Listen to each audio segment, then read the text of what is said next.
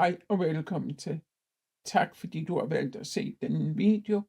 Og til de af jer, der ikke ved det, så her er Henrik Larsen.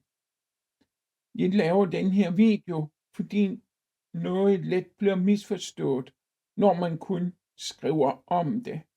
Det handler ikke om en kur, men om regulering og ro. På Autismeliv deler jeg erfaringer og strukturer, belastning og autonomi. Det handler grundlæggende om at mindske krav og ro.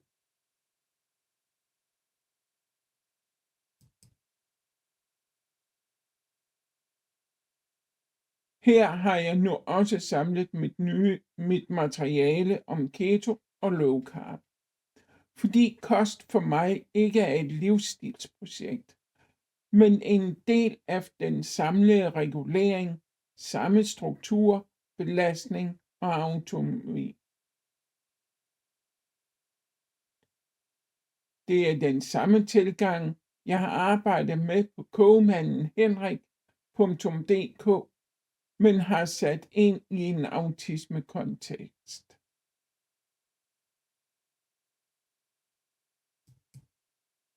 Min kost er low carb med keto-principper. Målet er at ligge tæt på maksimalt 30 gram kulhydrat om dagen.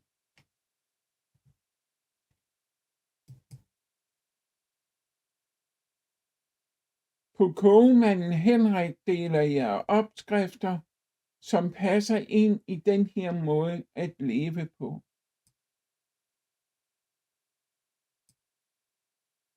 Det er almindelig mad, ikke diætmad.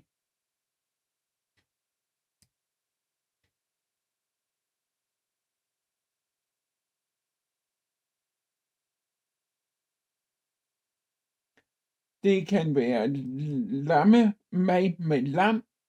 Her er det en kinesisk inspireret, langtidspresseret lammekølle med grøntsager. Det kunne også være svinehjerte, som bliver utrolig mørt på den her måde. Her har jeg skåret svinehjertet ud i skiver på tværs af kødfibrene, og det bevirker, at kødet det bliver utrolig mørt, selvom det kun bliver stegt 30-60 sekunder.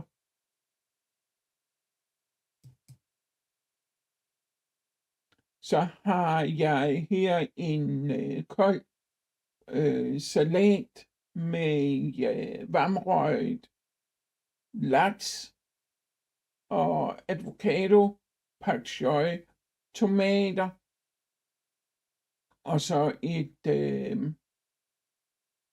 det man kalder et smilende æg.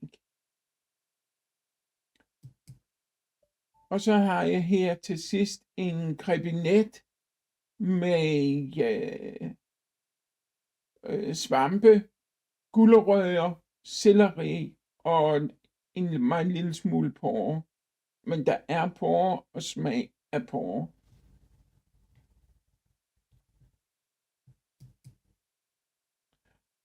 Det her er eksempler på den type mad, jeg typisk spiser, med fokus på proteiner, fedt og grønt.